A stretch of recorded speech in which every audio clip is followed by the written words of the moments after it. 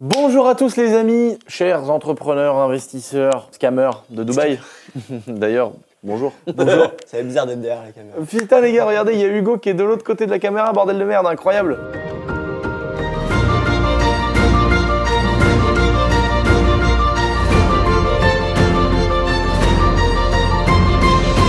Donc là, petite chaîne secondaire les amis, on commence par pas s'oublier à s'abonner. Oui, c'est important. Très important, bientôt 500 000 abonnés. Hugo, qui est de l'autre côté de ses caméras. Alors aujourd'hui, il est avec moi en mode sujet principal de la vidéo. Je m'étais dit déjà, première chose, quand je le vois, je me dis putain, mais il est vachement blanc pour un mec qui roule en RS3. déjà, je me dis, putain, mais il y a un problème ou peut-être qu'il a des origines. Oui, ça colle pas quoi. Magnifique RS3, toujours content. Magnifique, incroyable. Et on peut savoir combien il a de kilomètres. J'ai eu à 70 000, maintenant on a 86 000. Oh là là. De décembre dernier. Donc, là, elle va passer la barre des 100 000 psychologiques. Ou elle va. Je sais pas si réellement ça décote, ça dépend des voitures. Dans ta tête, elle décote. Mais dans ma tête, là. 99 000, tu dis, ah, c'est quand même un petit bolide qui est en dessous de 100 000. Ouais, c'est vrai. Elle a 101 000 km, ça devient un TDS. C'est clair. C'est un truc de ouf. Donc voilà, on verra, peut-être on fera d'autres vidéos sur cette voiture ou sur une prochaine, on sait pas, l'avenir nous le dira les amis. Mais à voyage. On va partout. C'est le vrai daily. Sur les rassos et tout, les gens kiffent. Il est sur les rassos et c'est pas juste en mode plaisir, c'est ton daily. Ah oui, mon daily complètement. Tous les jours. C'est incroyable. Cool. Ouais, c'est cool de rouler en RS3. Elle est pas l'éthanol. Bah si, c'est pour ça. Ah bah oui, je suis con, elle est l'éthanol. Bah oui, j'étais en train de me dire. Ah yes. Bah si. Est-ce qu'on peut dire une conso réelle? Oui, mais après, moi je roule pas très vite, donc c'est pour ça. Ah, j'appuie pas trop. Des fois j'entends. Ouais, non. Des fois j'entends. Non, en moyenne, 8,79. Ah ouais, d'accord. Ah ouais, on va dire. C'est bien. 8,5 litres au 100, putain, à l'éthanol, mon gars, c'est incroyable. C'est pour ça, c'est économique. Hein. Sur une RS3 qui fait 550 chevaux. Incroyable. Les amis, c'est vrai que sur cette chaîne d'Hugo, je lui ai demandé, je lui ai dit, est-ce que ça te plaît, est-ce que tu as envie d'en parler, est-ce qu'on peut sortir les chiffres, etc. Parce que je pense qu'Hugo, il est dans le cas de beaucoup de gens, si vous voulez, qui bossent, qui sont dans la vie active, qui sont passionnés un petit peu de voitures, etc., mais qui ont envie de préparer l'avenir. Bah voilà, c'est ça, penser au futur. Penser au futur. Mais il y en a. Là, t'as quel âge là? Là, moi, j'ai 22 ans. Ah oui, putain, t'es vraiment jeune, enfoiré. Je suis en 2001. Ah, c'est un 2001. Ah, moi, j'ai connu l'époque où les gens se faisaient des blagues sur les trucs pédophiles quand ils disaient ah, mais mec, tu veux niquer des meufs, c'est des 2001 ou des trucs comme ça. Maintenant, maintenant elles ont 24 ans. Maintenant, t'as 23 ans. 22, ouais. Bah oui, je suis con, 22, ouais, je kiffais. Maintenant, 2006, c'est majeur, quoi. Ouais, grave. Putain, moi, j'ai connu mais... l'époque où on était genre au lycée, où les mecs ils disaient ah, mais toi, tu baisses des 2000, toi, pour se foutre de la gueule des potes, c'est en mode c'est des pointeurs. Ah oui, et en fait, aujourd'hui, c'est légal. Oui. Yes. Non. Petite fiche de présentation d'Hugo, les amis. On commence comme ça et après on vous explique de quoi on va parler. On va parler de ses projets, qu'est-ce que tu veux faire, pourquoi tu veux le faire. Pour finir ma petite introduction, parce que j'ai même pas fini ma petite introduction, je trouvais ça intéressant de faire cette vidéo parce que Hugo, donc profil jeune, qui bosse et qui a envie de préparer son avenir intelligemment. C'est ça. Et puis si je peux motiver félicitations à faire comme moi, félicitations, merde. Donc c'est ça qui est vachement intéressant parce qu'aujourd'hui il y a plein de jeunes qui profitent de la vie, c'est très bien franchement. Oui, c'est clair. J'en voudrais jamais aux jeunes qui ont profité. J'ai moi-même été en boîte de nuit, etc. J'ai moi-même eu quelques aventures avec des femmes, ça m'est déjà arrivé. Ah bon? Voilà, pas beaucoup, mais ça m'est déjà arrivé. Ouais, c'est pas beaucoup alors. Je suis quelqu'un d'extrêmement raisonnable, Hugo. Ok, je sais, depuis quelques années. Ah ouais, c'est vrai. Tu t'es calmé. J'ai profité aussi un petit peu de la vie, mais sans aller dans des excès énormes. Mais je trouve ça cool qu'il y ait des gens qui profitent de la vie, qui vont en boîte, qui s'amusent. J'ai même envie de te dire, pourtant j'ai jamais bu une goutte d'alcool de ma vie, je me suis jamais drogué. Mais j'ai même envie de te dire, les jeunes qui vont picoler, se mettre quelques caisses, ça fait partie aussi d'être jeune, de s'amuser. Oui, voilà, ils se cherchent quoi. C'est pas, voilà, c'est pas parce que je suis je suis pas spécialement contre, mais c'est pas quelque chose que je fais. Mais je comprends les jeunes qui sont ou les meufs des fois un peu timides, qui vont boire un petit coup pour être un peu plus ouvert, machin. À la rigueur, je peux comprendre, même si c'est pas trop mon truc, hein, vraiment, même pas du tout. Faut quand même savoir se mettre à la place des autres et comprendre, tu vois, quand t'as un mec qui arrive avec les cheveux bleus, mec, il est écolo, à mort, il te dit que toi tu dois manger des graines et tout, bah, j'ai quand même envie de me mettre de son côté et d'essayer de comprendre pourquoi il fait ça, pourquoi c'est des gens qui nous attaquent directement, tu vois, moi ça m'est arrivé, je me suis fait attaquer par un écolo là, il m'a dit ouais, tu te rends compte ton impact carbone. Et donc ça a duré longtemps parce que je lui ai dit, écoute mec, il me dit ouais mais t'as vu ta voiture, c'est une voiture qui consomme au prix que ça coûte cette voiture-là, t'aurais pu faire un truc cool pour l'écologie. J'ai dit mec, ces voitures-là me permettent de faire des vidéos sur YouTube, qui m'ont permis d'acheter un vieux château, avec des vignes et des pommiers, je suis en train de monter une boîte agricole, les vignes elles sont cultivées, bio, vaut mieux ça ou... T'es plus écolo que lui à la limite. Peut-être pas forcément, mais là on avait vraiment affaire à un Dre 2 qui sentait vraiment le tabac froid et la 8.6. Si tu veux, j'ai envie de me mettre, et je l'ai fait, je le fais. Le mec, je lui dis, mais mec, tu m'agresses en me faisant des fuck. J'ai dit déjà, t'as de la chance, tu tombes pas sur ma mère. Bah oui. Ce mec, c'est clair. Ma mère, elle t'écrase.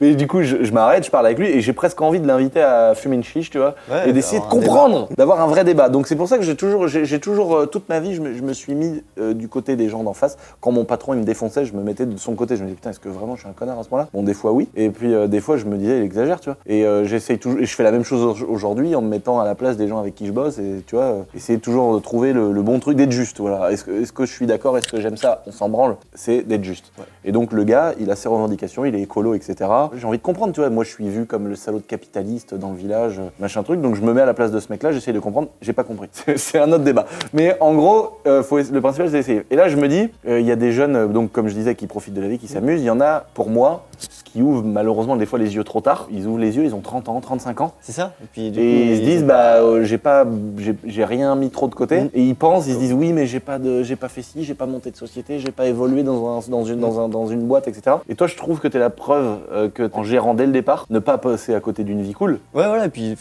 tu peux faire les deux très bien. Voilà, faire les deux très bien. Tu vas se rendre compte plus tard que t'as pas fait ce qu'il fallait étant jeune et te dire maintenant de pas avoir cette motivation de le faire plus tard. Comme tu dis, voilà, c'est bien de dire ça parce que y a des gens, je pense, qui ont une trentaine d'années, 35 ans, un peu plus, et qui se disent oh, c'est trop tard, c'est trop tard, maintenant je continue ma vie. Ou même des fois des gens qui se disent, parce qu'après on respecte le choix, il y a des gens qui veulent pas faire de l'immobilier, il y en a qui veulent en faire, mais il y a des gens qui disent ouais, c'est trop tard pour acheter une maison, maintenant nique sa race. Je pense qu'il est jamais trop tard. Je trouve ça cool parce qu'il y a à la fois des gens qui vont avoir on va dire une période un peu de jeunesse qui va être un peu longue, ils vont vouloir faire la fête jusqu'à 25, 30 ans, aller dans les bars, les pintes, les bordels, les machins, les boîtes de nuit et tout. Cool, hein. Tu sais que moi, en vrai de vrai, il y a une petite frustration quand même avec Khalid où on se dit c'est cool, on a une super vie, on vit des trucs géniaux et tout. En vrai, je me dis putain, on n'a pas fait des soirées de ouf, tu sais les soirées de malades. Ouais, ou les fêtes étudiantes. Les fêtes étudiantes, j'ai jamais vécu ça. J'ai jamais fait de soirée d'intégration, je sais même pas ce que c'est une soirée d'intégration. Donc je sais, ça se trouve c'est de la merde, hein, mais on n'a jamais fait de grosses soirées étudiantes de fou. Tu vois, moi j'ai jamais été dans le truc où tu vois enfin bon voilà. Je pense qu'on est passé à côté de certains trucs de jeunesse qu'on n'aura plus. Bon après, l'argent, je trouve qu'elle compense tout quand même. Après oui, bon.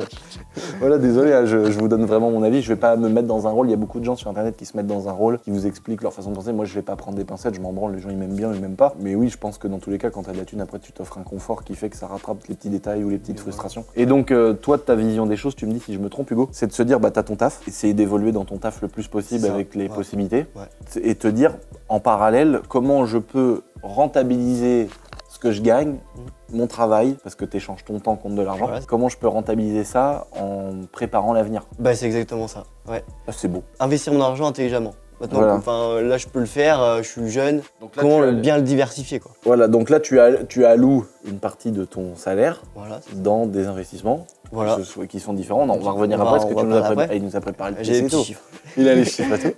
Et c'est intéressant de voir parce que tu as investi en bourse, tu as fait plein de trucs il y a un petit moment quand on a commencé à bosser ensemble. Donc on va revenir après sur quels sont tes investissements. Mais d'abord j'ai 2-3 questions. Déjà, petite fiche de présentation. T'es de quelle région dès le départ? On a dit t'as 22 ans. Binaire ou non binaire?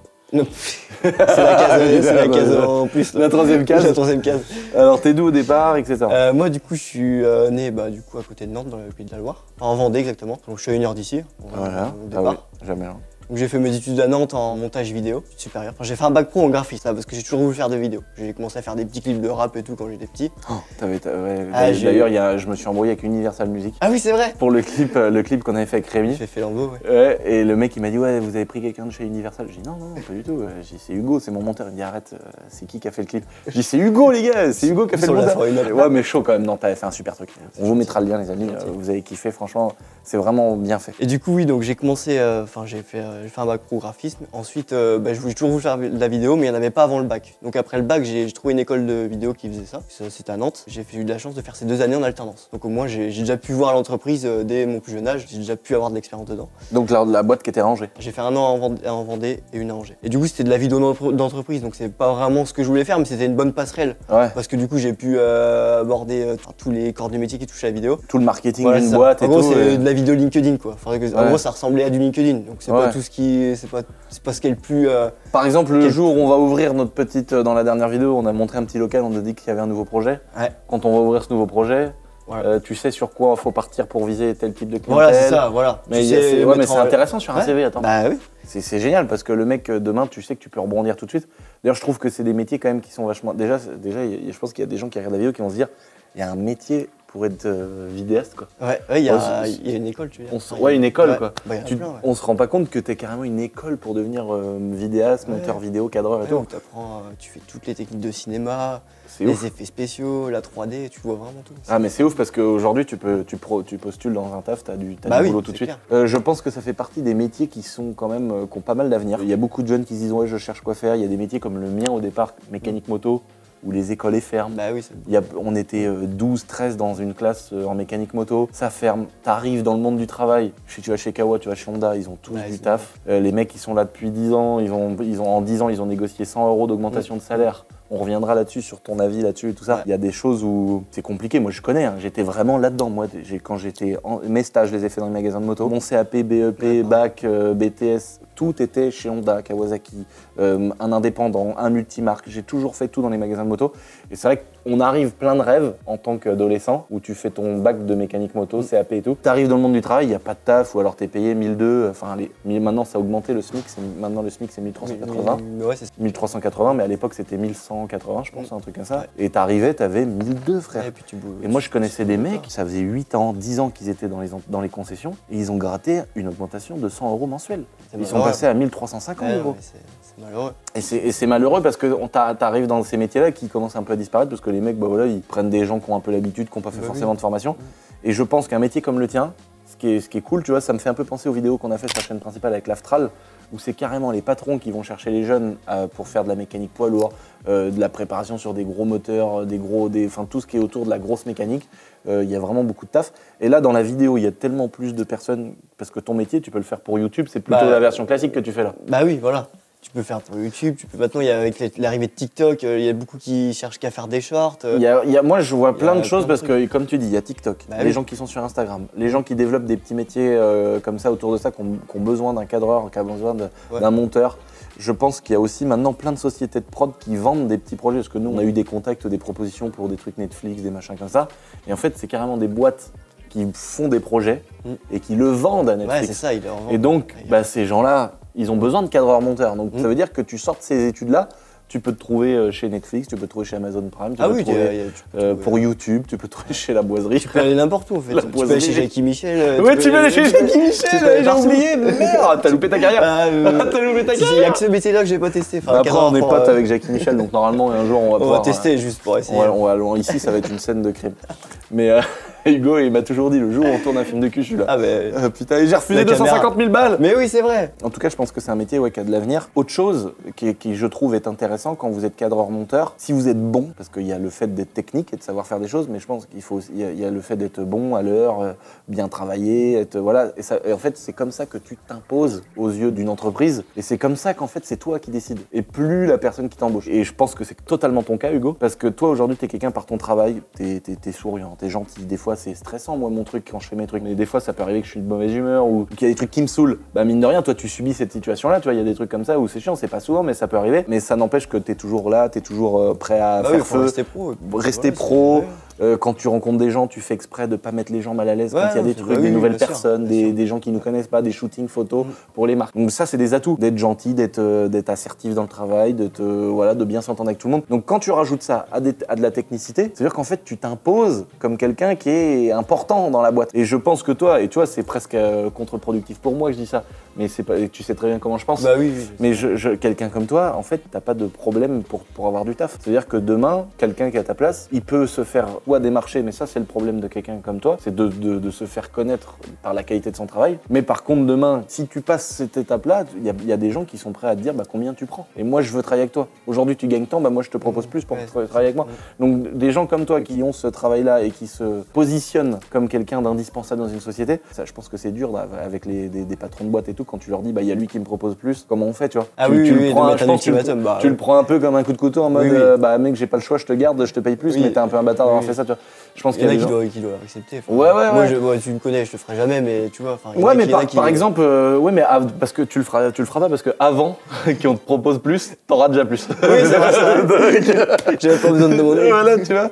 Je pense que c'est ça aussi, les nouvelles entreprises, se dire aujourd'hui, quand t'as la possibilité, évidemment. Moi, je vois des associés à moi, des potes à moi qui ont des ateliers de couture. C'est compliqué de faire évoluer, par exemple, quelqu'un qui va faire la couture d'une marque de vêtements, de de faire évoluer ces gens-là vers des salaires 5 000, 6 000, mettre des voitures de fonction, etc. Si la personne, elle n'arrive pas enfin, elle ne peut pas, c'est pas qu'elle n'arrive pas, si dans son métier, elle ne peut pas prendre, entre guillemets, plus de hauteur, plus de responsabilité, c'est sûr que tu es bridé dans certains secteurs de métier. Là, on parle de ce qu'on fait nous, au château.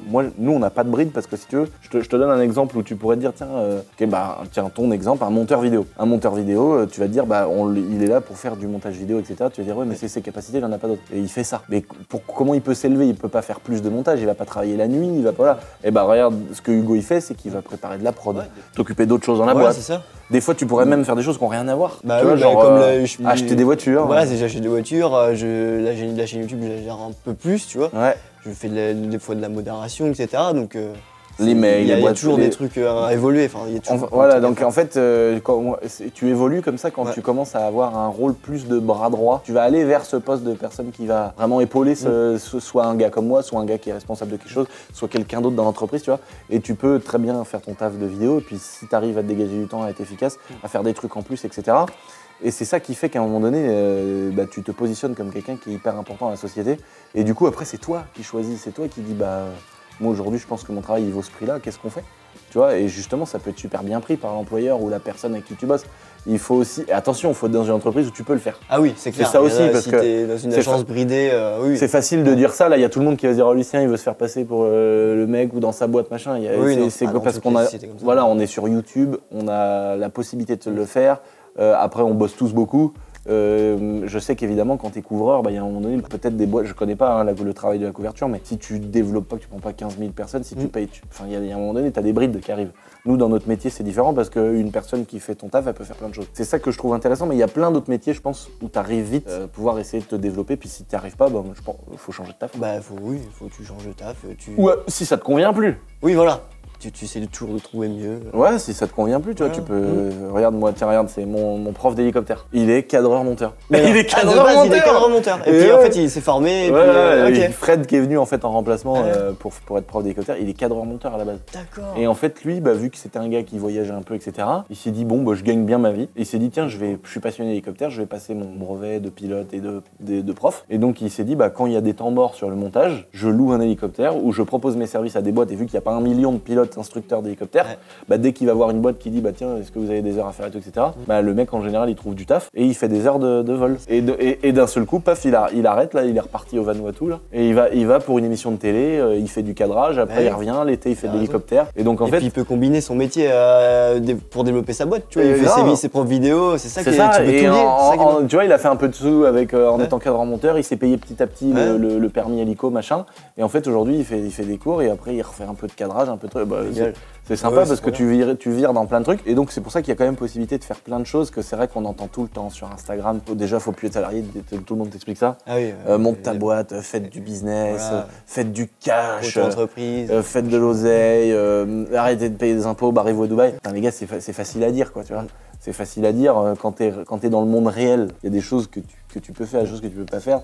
Tu vas pas te planter toute ta famille et te barrer. Il y a des gens qui peuvent pas le faire. C'est facile de dire ça, mais puis à faire, c'est peut-être un peu différent. Donc c'est vrai que je trouve qu'il y a une propagande un peu là en ce moment sur les réseaux depuis un an ou deux, où on te dit plaquer tout, quoi, enfin barrez-vous quoi. Ouais, puis même c'est vraiment genre faut être à fond dans le business, faire de l'oseille, machin. J'ai l'impression que c'est un peu genre devenu une mode. Qu'est-ce que t'en penses toi de ça de base, sans forcément notre entreprise à nous qui est quand même un peu atypique. Faut le dire, on explique tout ce qu'on raconte, c'est quand même dans le cadre de notre boîte et on sait qu'il y a des boîtes où c'est pas possible, où c'est plus compliqué, etc. Qu'est-ce que t'en penses toi de ça? Toute leur vie se disent je veux être absolument patron, c'est qu'une passade. Tu sais, c'est comme le mec qui va louer une baraque et qui se dit être locataire c'est une passade en attendant d'être propriétaire.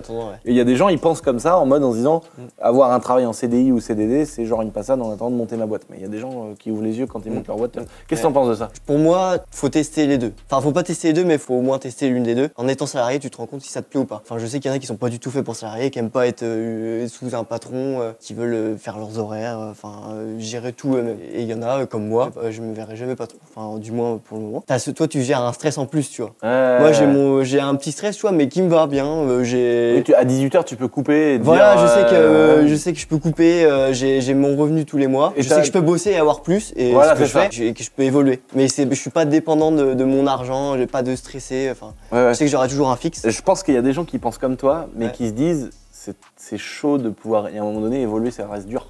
Et je le pense, moi, ça, j'y crois qu'il y a quand même beaucoup de gens dans beaucoup de boîtes où c'est quand même dur. je trouve, d'évoluer, d'aller chercher des primes, d'aller chercher des évolutions de poste, d'aller chercher des trucs, où à un moment donné, tu te dis, bah c'est mort, dans cette boîte-là, je pourrais pas le faire, quoi. Et je pense qu'aujourd'hui, c'est ça qui fait que c'est un peu une mode de dire, c'est ça, arrêtez d'être salarié, vous êtes des esclaves des temps modernes. Sauf que c'est compliqué d'être patron. Bah ouais, et puis moi, j'ai vu beaucoup de gens qui ont bossé avec moi, avec qui j'ai bossé, des partenaires, des gens que j'ai embauchés, qui d'un seul coup me disent, bah mec, moi j'ai des monteurs d'ailleurs, qui m'ont dit, bah mec, tu m'as inspiré à mort, Lucien et tout, je veux faire comme toi, je me lance. Et il y en a beaucoup qui l'ont fait, j'en connais qui gagnent bien leur vie, qui vivent, mais pratiquement pareil qu'en étant salarié d'une boîte, mais en ayant toute une charge de taf en plus et du stress en plus. Il y en a qui se sont plantés, il y en a qui ont réussi. J'ai vu beaucoup de gens comme ça monter des boîtes en se disant, je me lance faire des trucs. Et c'est pas facile. Et moi, je l'ai, la réalité dans la gueule tous les jours, avec mon magasin de moto, avec la boîte d'airsoft, avec des boîtes qui sont plus classiques, qu'on a emmenées sur des très beaux chiffres et des millions d'euros de chiffre d'affaires, etc., où tu te rends compte que c'est quand même dur, quoi. Moi, j'ai à la fois la chance de vivre de ma passion. Ça, c'est quand même, on est tous là en train de vivre quand même d'un truc qu'on kiffe, quoi. Donc, on a cette chance-là. Et en plus de ça, moi, j'ai la chance d'avoir un secteur d'activité qui marche. La finalité de cette chose, merci pour ta réponse au sujet du côté salarié, c'est intéressant de savoir. Mais je pense vraiment comme toi. Il y a des gens qui n'ont pas envie de se manger la vie, qui veulent avoir leur vie de famille le soir et se dire le stress, les heures, les machins, je veux pas vivre ça. Enfin, ça me dérange pas de me donner à fond. Mais je veux dire, là, j'ai une sécurité en plus. C'est-à-dire que là, j'ai pu acheter une maison. Alors que quand tu es ton propre patron, c'est plus compliqué de faire c'est plus long. Plus long ou de convaincre les banques. Au début, moi, il me disait, mais t'es malade, toi, frère. Bah oui, il nous faut deux ou trois bilans en société. 3 bilans. En société. Ah oui, même pas en micro. Alors Hugo qu'on connaît, lui il a réussi à acheter 2 baraques en micro-société. Donc là, je sais pas comment il a fait, mais après il est fort. Donc, mais voilà. Mais je sais qu'il y a plein de choses possibles. Je pense que cette vidéo-là, elle est là aussi pour raconter l'histoire d'Hugo, qui va parler franchement. Moi, je parle aussi, on dit ce qu'on pense. On ferait pas la vidéo, vous nous connaissez. Je pense que c'est intéressant parce qu'il est plein d'ambition. Il a envie de faire plein de choses, mais ce que je trouve cool, c'est qu'il prend le pour et le contre des gens qui racontent plein de choses autour de lui. Et moi, je lui ai dit, fais de la bourse. Et je lui ai dit, mec, si tu veux pas faire de bourse, je te file une prime et tu mets la prime dans la bourse. Comme ça, tu peux pas dire que t'as perdu de l'argent à cause de moi. C'est ce que j'ai fait. Et gros, je lui ai fait une prime. Je lui ai dit, mec, je te fais une prime. Et cet argent-là, t'as obligation de la mettre en bourse, sinon tu vas te faire foutre. Et du coup, comme ça, il peut pas dire « Ouais, Lucien m'a dit de mettre 1000 balles dans la bourse, j'ai perdu 1000 balles. » Bah non, mec, au pire des cas, t'as perdu une prime. Oui, au pire.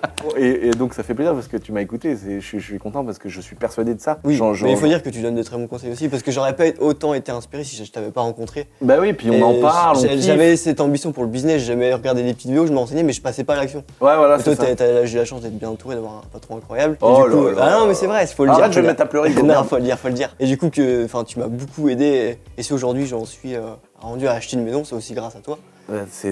Alors moi je vais te dire la vérité, c'est grâce à ton travail, mec, souvent super gentil comme ça, même quand il parle à d'autres gens, il dit ah Lucien et tout, ça me fait vraiment plaisir, ça me touche, mais vraiment c'est son taf et c'est ce que je lui dis. Malheureusement pour moi, aujourd'hui il est en position de force comparé à moi, c'est pas moi qui suis en position de force comparé à lui. L'avantage que j'ai moi, c'est qu'il n'y a pas beaucoup de boîtes, c'est vrai en France, où tu peux vraiment évoluer, faire plein de choses, mais l'avantage que toi t'as comparé à moi, c'est que gros, avec le jour où les gens, malheureusement peut-être à cause de cette vidéo, que les gens qui vont d'autres youtubeurs, ils cherchent des youtubeurs, des gens qui sont vraiment talentueux, et bah il y a des youtubeurs, mec, qui posent des grosses sommes d'argent pour avoir des gens qui gèrent un peu de la prod, qui gèrent un peu comme tu dis, qui font plein de choses autour de ce monde de la vidéo. T'es quand même vachement en position de force, je te promets que tu t'en rends pas compte, mais demain, en faisant ça, tu trouves du taf, gros. Parce que tu sauras faire une vidéo sur les réseaux sociaux, peut-être qui te mettra en avant pour dire voilà ce que je fais. T'as des contacts de personnes qui bossent et qui sont autour de ce métier-là.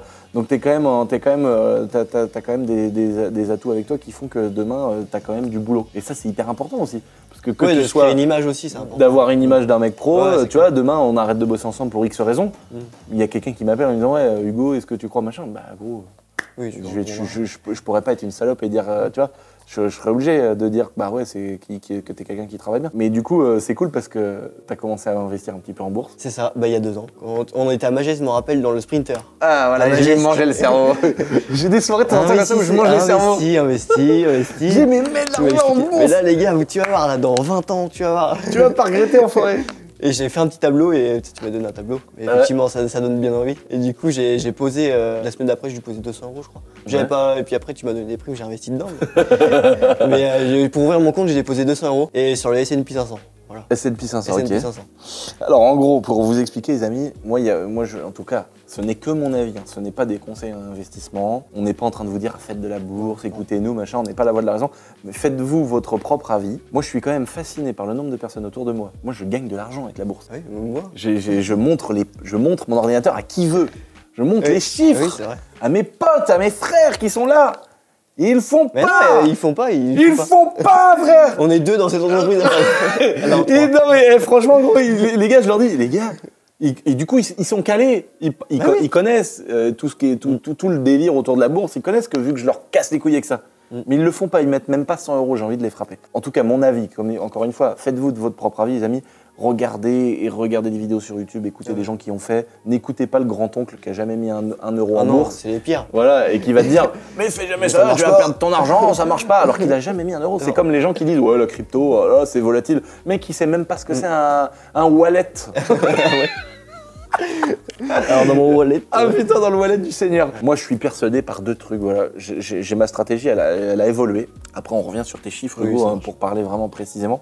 Tu me diras si tu penses que tu es d'accord avec moi ou pas. Moi, j'ai 2 trucs maintenant dans la tête où j'ai bien réfléchi. La France, bon, on est sur quelque chose où c'est pas la top forme. Ça, on va plus vers le déclin que vers autre chose. Il faut être réaliste à un moment donné. Moi, j'adore mon pays, j'ai pas envie de me barrer. Je me fais fusiller par les impôts. J'ai dit que j'arrêtais de me plaindre. Mais c'est pas pour autant que je vais me barrer dans un autre pays, même si ça me casse les couilles. Mais pendant tout ce temps-là, j'ai vu je me rends compte, et j'ai écouté des personnes plus âgées que moi, j'ai regardé des statistiques, etc. Je me rends compte qu'il y a clairement 2 choses, même si tout le monde le sait, entre guillemets. Mais il y a 2 choses qui fluctuent jamais et dans lesquelles tu n'es jamais perdant. C'est l'immobilier et la bourse. Et je le vois à ma petite échelle, à mon petit niveau d'entrepreneur. Bah, en immobilier, tu vois que les prix, soit ils se stabilisent et c'est quand même un bel investissement. Et je vais vous donner 2-3 trucs après. C'est quand même il y a des arguments quand même à faire de l'immobilier. La bourse, il y a 100 ans de recul. Il y a les guerres. Il y a eu des guerres, il y a eu des fluctuations, mais franchement, si tu sors pas de tes positions, c'est-à-dire que si tu ne vends pas ce que tu as acheté au mauvais moment, il n'y a pas de problème. En fait, les gens, quand ils perdent en bourse, c'est quand ils matérialisent leurs pertes. C'est-à-dire que tu as perdu de l'argent parce qu'il y a le Covid, par exemple. Tu prends moins 80%. Tu vois, j'exagère. Hein. Oui, tu prends moins 80%. Tu as mis 100 €, tu perds 80 €. Si tu vends à ce moment-là en disant je sécurise les 20 balles qui restent, du coup, tu as matérialisé ta perte. Tant que tu n'as pas vendu, tu as toujours le même nombre d'actions. Elles valent moins, mais tu as le même nombre d'actions. Et si tu attends, depuis 100 ans, ça fait comme ça. Tu as un trou et ça finit par remonter. Tous les graphiques, ils font ça. Tous les graphiques, ils font ça. Et puis, alors après, à toi de choisir des bonnes actions, à toi de choisir quel est ton investissement. En bourse, etc. Est-ce que tu fais du court terme, du long terme? Est-ce que tu veux des dividendes tous les mois pour... Est-ce que tu as vendu une maison et que tu veux un salaire? Est-ce que tu as arrêté un travail et que tu veux un salaire? Est-ce que tu t'en fous de gagner de l'argent rapidement avec la bourse? Est-ce que tu veux surtout construire un patrimoine, une sorte d'assurance vie, un problème, un coup dur, un truc, tu as besoin de thunes? Je vois 2 choses entre ça et l'immobilier. Voilà, la crypto, j'en fais de la crypto, j'en ai. J'avais mis 100 000 balles. Sur 4 ans d'investissement, attention, j'ai investi en crypto comme un mec qui fait de la bourse. C'est-à-dire que j'ai posé de l'argent, j'ai mis de l'argent dans de l'Ethereum et dans du Bitcoin et dans des petites conneries, des pancakes. T'as acheté des pancakes, j'avais vu. Des pancakes virtuels, j'ai acheté des conneries comme ça. Et j'ai essayé des 2-3 trucs. Voilà. La finalité, c'est que je gagne un petit peu d'argent parce que j'ai pas investi dans les pires périodes. Mais c'est d'un seul coup, j'en ai moins, d'un seul coup, j'en ai plus. Voilà. Donc moi, la crypto, faut vraiment s'y connaître à mort et avoir du temps à dédier à ça pour moi et être à fond dedans. Ou alors trader, ça veut dire acheter, revendre, faire des trucs rapides. Si tu veux investir en long terme, ça sert à rien, mais il faut dédier de l'argent avec laquelle tu es prêt à t'amuser. La bourse, par contre, moi, je le vois vraiment comme un putain d'investissement dans lequel je mets de l'argent, dans lequel j'ai des statistiques. Là, par exemple, mon portefeuille en bourse actuel, je vous donne des chiffres comme ça approximatifs, tu me donneras les tiens, Hugo. Moi, j'ai des super belles perfs, mais en 4 ans, j'ai mis 600 000 boules. J'ai exactement une plus-value de 150 000 € ce matin. Sur 600 K d'investis en 4 ans. C'est pas incroyable, mais c'est un putain de pourcentage. C'est parce que c'est les premières années, mais c'est déjà des... C'est déjà parce qu'on est quand même sur des investissements safe, hein. J'ai pas pris des trucs avec des risques et tout, mais on est quand même sur au-dessus des 7-8% qu'on promet en mode c'est sécurisant, etc. La moyenne qui est à 10%. J'ai déjà fait des vidéos là-dessus où j'ai expliqué, etc. Toi, c'est quoi ta vision des choses entre les investissements en général? Parce faut parler de tout, tu sais, les gens ils disent oui, on fait ci, on fait ça, mais tu kiffes les bagnoles, ça peut être un investissement, ça peut être une charge. Ça peut être un investissement si tu t'y connais, et ça peut être une charge si tu t'y connais pas et que tu n'achètes pas la bonne bagnole. Voilà, c'est ça. Un mec qui est à fond dans les Porsche, c'est sa passion, machin, il achète la bonne Porsche de telle année, la turbo. Il fait la bonne affaire. Il fait la bonne affaire, il attend, il est patient, machin. il peut rouler avec sa caisse et se dire le jour où je la revends, je perds pas de thunes, voire j'en gagne un petit peu. Tu vois, bon, souvent on perd de la thune. Ouais. Mais il y a des choses comme ça qui sont intéressantes quand on est un peu expert dans un domaine. Il y a des gens qui vont être dans les armes à feu, d'autres dans les montres. D'autres dans certains domaines où ils vont investir là-dedans, mais ça, dans l'art. Mais ça, c'est des choses dans lesquelles on connaît. Par exemple, moi, j'ai les 500 CR et tout. Maintenant, les gens commencent à savoir. J'ai des contacts un peu à droite à gauche. Dès qu'il y a une petite moto qui sort à des bons tarots, voilà. Je l'achète, je la coffre. Je perdrai. C'est une façon d'investir. Ça sera toujours moins intéressant que la bourse. Oui, mais c'est un kiff, tu vois. Mais c'est un kiff. Je rentre dans mon garage, j'ai 3, 4, 500 CR. Enfin, 12. Et je suis content, oui, tu vois, je suis content. J'adore, je suis passionné de ça, donc ça me fait aussi plaisir. Tu vois, c'est sûr qu'une ligne de code ou une ligne d'écriture c'est moins en action, matériel. Voilà, t'as foutu je sais pas combien d'argent là-dedans, c'est que ça te fait moins bander, tu vois. Ouais. T'arrives dans ton garage. Ok, de voir les chiffres, c'est bien. Quand même. Oui, non, mais moi je suis content de voir que je gagne de l'argent. Tu vois ce que je veux dire, mais je peux comprendre le gars qui dit tu portes une belle petite montre parce que tu kiffes. Voilà, ou tu kiffes ça ou tu kiffes pas ça, ou c'est autre chose, ou une voiture, un truc, une belle maison, un château, un truc. C'est intéressant d'être dans un truc que tu kiffes et tu dis bon, ok, ça, je gagne peut-être pas d'argent ou j'en dépense, mais c'est aussi un putain de plaisir perso. Tu vois. Toi, quelle est ta vision là-dessus sur l'investissement en général? Qu'est-ce que tu veux faire? Comment tu vois tes investissements déjà d'aujourd'hui? Quel pourcentage tu alloues à ça? Immobilier, bourse, est-ce que tu veux investir dans d'autres choses plus tard? Voilà. Est-ce qu'après ta première maison, il y en aura une deuxième? Bah déjà oui. Oui, c'est prévu. Putain, il a déjà acheté sa baraque, le bâtard, il a 22 ans. C'est beau ça. Donc ouais, c'est incroyable. Bah déjà moi la bourse, déjà j'ai commencé avec ça et je compte pas m'arrêter avant de longues années. Donc là, le but c'est du long terme. Donc en gros long terme, ça veut dire que tu investis sur des choses avec une somme précise par mois que je me suis définie. Donc toi c'est pas, par exemple, je sais pas, t'as une prime de fin d'année aussi, voilà, ou un patron qui a des dividendes. Si. Toi, dès que j'ai une prime, je mets dedans. Mais il y a une somme fixe tous les mois pour me forcer à mettre tant par mois, pour toujours mettre. Ah ouais, ça c'est. Donc et ça bougera jamais, c'est programmé, le virement il change. Voilà, c'est ça, tu te programmes 100 balles, 200 balles, 500 balles, ce que tu peux en fonction de ton salaire. Oui, moi je mets 200. Tu mets 200, t'imagines, mec, c'est énorme, 200 par mois. Chaque début de mois, je me renseigne sur ce qui va performer le mieux. Tu sais que je suis une merde, moi je le fais pas ça. Tu le fais pas? Non. Tu vas sur Google Finance et puis tu regardes, ou sinon je regarde des petites vidéos. Non, pas ça, de faire un virement tous les mois. Ah oui, mais c'est vrai que t'investis d'un coup, toi. Parce que j'ai la chance de gagner pas mal de sous, mais. Mais en vrai, ça revient au même. Mais non, mais oui, mais c'est ça de moins. Tu listes tes. C'est ça de moins. Parce que peut-être, je sais pas, t'as des dividendes, tu mets 100 000 ou 500 000 ou 10 000. Mais en attendant, si tous les mois tu mets. Moi je pourrais mettre 1000 balles tous les mois. Ouais, et du si coup, tous les mois tu mettais 1000 balles, bah à la fin de l'année t'as 12K. Bah oui. Tu vois? Au bout de 10 ans, t'as je sais pas combien. Et 20 ans. Et mec, c'est énorme la différence. Ah, c'est clair.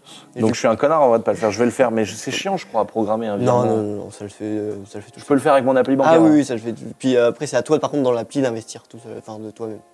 Une fois que le virement est arrivé, dans l'application, tu choisis sur quoi tu veux investir ce mois-ci. Oui, mais tu peux, par exemple. Mais par contre, une fois qu'il est programmé, ça arrive tout seul sur ton compte chèque, enfin ton compte de bourse. Ton compte espèce, quoi. Ouais, t'as pas besoin d'aller au banquier et tout. Non. Bah, je vais le faire, mec. Il y a des gens, ils vont voir ça, ils vont se dire, il ment, là, c'est pas possible. Mais mec, moi je fais. Non, c'est vrai, tu t'es vu l'autre jour, tu faisais avec Olivier une fois par voilà, en fait, tous les 6 mois. Moi, j'ai un pote, Olivier, qui est un de mes meilleurs amis, que j'adore. C'est vraiment quelqu'un qui compte beaucoup pour moi, c'est un très bon ami, qui est investisseur en bourse depuis des années, qui a des très beaux résultats. Et c'est lui qui m'a mis dans le truc de la bourse. Je ne veux pas investir en bourse sans lui. C'est notre petit rituel, c'est mon pote. Donc des fois je l'appelle, je dis mec, j'ai des actions à racheter, viens s'il te plaît. Parce que je me suis fixé un truc, à chaque fois que j'achèterai une putain d'action, ce sera avec mon pote Olivier. Et du coup il vient et tac, et des fois je lui dis mec, j'ai reçu mes dividendes, viens, on achète des actions à 100K l'action et tout, tu vois. On kiffe de ouf.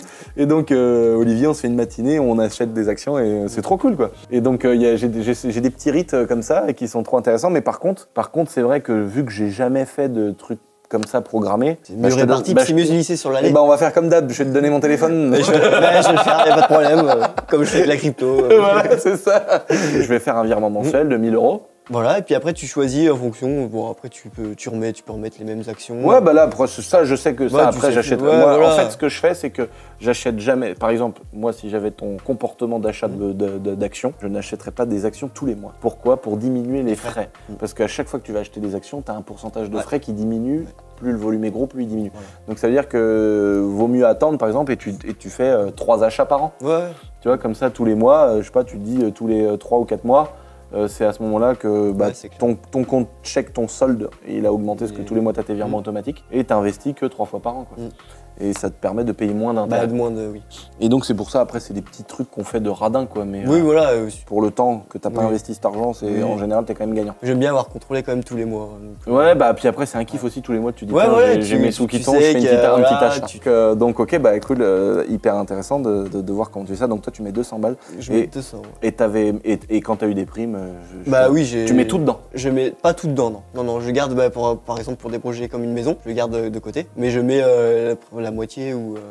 C'est quoi tes petites dépenses, tes petits plaisirs? Ah oui, bah alors déjà je suis comme toi, je bois pas, je fume pas, donc déjà t'enlèves ça. En fait on se rend pas compte, hein. Nous on se rend pas compte. Oui, mais ça représente. Je pense que c'est un giga budget. Ah oui. Parce que les gens qui vont au délirium à côté de la chicha. Ah non, mais. Parce que moi je fume ma petite menthe à la chicha. Je mets 10 € par chicha, mais je fais ça 2 fois par mois. Mais le mec qui va 3 fois par semaine au délirium café. Ah, tu prends ta bière. Qui prend sa bière à 8,50 €. Et il y a des gens, ils m'ont dit, mec, en moyenne c'est 60 balles, 70 balles la soirée. Ah oui, ça ne m'étonne pas, 70 balles. Puis si tu vas en boîte, c'est 1 € la bouteille. Non, mais même sans ça, les mecs, je pense les gens qui piavent un peu et qui fument, ça peut vite. Ah, bah le budget. Je pense qu'on sous-estime l'argent que les gens peuvent mettre là-dedans. Après, j'ai un petit plaisir. Bah, j'ai l'éthanol du coup, l'essence. Oh, mais 8 litres par mois, bah, c'est pas. Ça représente 80 € par mois. Ah non, 80 € par mois. Oui, bah, l'essence à la limite. Ça, bah, j'ai mes courses et puis un petit kiff. En vrai, j'ai pas de dépenses. T'as pas des grosses dépenses. À part ici, j'aime bien les chaussures, tu vois. Des fois, je me jette des petites paires de chaussures. Bah là ça fait longtemps là. Bah non mais là c'est pour travailler, faut pas regarder. Là ça fait longtemps. Des fois c'est des fois mais c'est pas tous les jours non plus quoi. Non mais j'aime bien les vêtements aussi, tu vois, c'est mes plaisirs perso. Mais je fais très attention, je gère très bien mes comptes. Il y a pas de dépenses, ça peut être un iPhone tous les 2 ans, tu vois, mais c'est des plaisirs quoi, des petits plaisirs. Ouais, ok. Il y a pas de grosses dépenses de fou en boîte sur un yacht, bah oui. Non mais je te crois, bah oui, avec des gros culs. Voilà, non, il y a pas de ça. Et alors, donc une partie de cet argent que tu peux gagner sur des primes, des trucs, d'autres choses, des fois tout simplement n'importe quelle rentrée d'argent. T'avais mis de côté un petit peu à chaque fois pour mettre un apport. Et en bourse, et voilà, c'est ça. Et donc là, t'as acheté ta maison? Donc là, du coup, c'est le deuxième gros projet. Du coup, j'ai acheté, le deuxième investissement. Voilà. Donc j'ai acheté une maison signé le compromis il y a un mois. Premier achat. Premier achat. J'ai trouvé la perle, ça faisait déjà depuis le mois de mars que je cherchais. Et je voulais vraiment un truc précis parce que je veux viser de la location plus tard. Du coup, j'ai trouvé le bon lieu, la bonne maison. Enfin, il y a tout qui collait au bon prix. Maison en ville et tout, qui a de la gueule, qui est propre, magnifique. Donc j'ai eu la chance de trouver ça, donc j'ai mis un apport. Ah ouais, combien d'apport en pourcentage? Alors la banquière faut savoir que ma banquière, j'ai travaillé, t'as raconté une belle histoire, t'as montré que t'étais sérieux. Je lui ai mangé la vie pour qu'elle fasse les meilleurs prix. Elle voulait absolument travailler avec moi, donc déjà je partais sur un bon point de départ. Après, faut dire que c'est quand même plus facile quand t'as un beau profil comme le tien. Voilà, c'est ça. T'es quelqu'un qui gagne bien sa vie. Voilà, tu gagnes bien ta vie, il y a des primes régulièrement. Les seuls virements qui partent je sais pas où, c'est pour de la bourse. Voilà. Quand on voit, je pense que tes comptes ils sont plus que clean. Je lui dis de toute façon, un banquier voit ça, il se dit attends, c'est à lui qu'on doit prêter quoi. Voilà, oui, c'est clair. Elle voulait absolument travailler avec moi. Donc j'ai essayé de pas mettre beaucoup d'apports. Parce combien que ça changeait pas beaucoup. Ouais. J'ai mis 6 000, c'est pas beaucoup. Ah oui d'accord, donc ça fait quoi? Ça fait 5%? 155. Ah ouais, j'ai payé 55 la maison. Ah ouais d'accord. Donc voilà, j'ai pris sur 20 ans. Ouais. Je savais même pas qu'ils acceptaient 5% d'apport. Au début, elle voulait pas que j'en mette du tout. Ah ouais. Maintenant, avec mon profil, je peux pas mettre d'apport. Donc c'est ça l'avantage de bien gérer son argent, d'avoir des comptes propres. Tu vois, ils voient direct. Puis je lui ai dit, vous avez parce que je recevais beaucoup de notifications comme quoi, n'hésitez pas si vous avez un projet immobilier. Tu vois, elle m'a dit qu'il y avait des alertes. Donc comme quoi, si t'as un bon profil, tu gères bien ton argent, il le voit direct et puis dès que t'arrives là-bas, t'es gagnant. J'ai comparé avec un courtier, il m'a dit vraiment qu'elle m'avait fait un très bon taux et que ça servait à rien de... tu avais tout bien optimisé. Donc je lui ai vraiment rongé la vie. Pareil pour l'assurance habitation, je lui ai rongé la vie. Je lui ai dit que j'avais moins cher ici. J'ai rongé. Ah non mais j'ai fait le radin. J'ai rongé. La pauvre, c'est vrai cette vidéo. J'ai fait le radin. Je lui ai dit, vous voyez, cette entreprise me propose 10 € moins cher. Moi, c'est normal. Le but. Du coup, aujourd'hui, elle a retravaillé. Donc aujourd'hui, j'ai vraiment optimisé mon prêt. Tu travailles toi aussi tous les jours pour être en position de force. Donc, oui. Donc j'ai optimisé mon prêt pour aujourd'hui. J'ai signé mon accord de prêt. Donc normalement, j'ai les clés dans un mois. Magnifique. Cette maison. Et je n'ai pas beaucoup de travaux à prévoir, mais d'ameublement, j'ai prévu 10 000 € de budget. Alors attention à ça, on se fait baiser la gueule. Oublie pas. Ça, ameublement, petits travaux. Oui, non, mais j'ai pas. Non, on se fait niquer tout le temps. Hein. Ouais. Tu te dis, bon, elle est propre la maison, allez, je me fais un petit plaisir à 10K. Oui, gros, non, là. T'en as pour 60 000 €, gros. Non, j'ai tout étudié, tout est. Non. Il y a un parquet à faire. Moi, j'ai fait Mix Shop. J'ai dit, je fais un magasin de moto, je me mets 50 000 € de travaux. Mec, 300 000. Bon, là, j'ai débordé.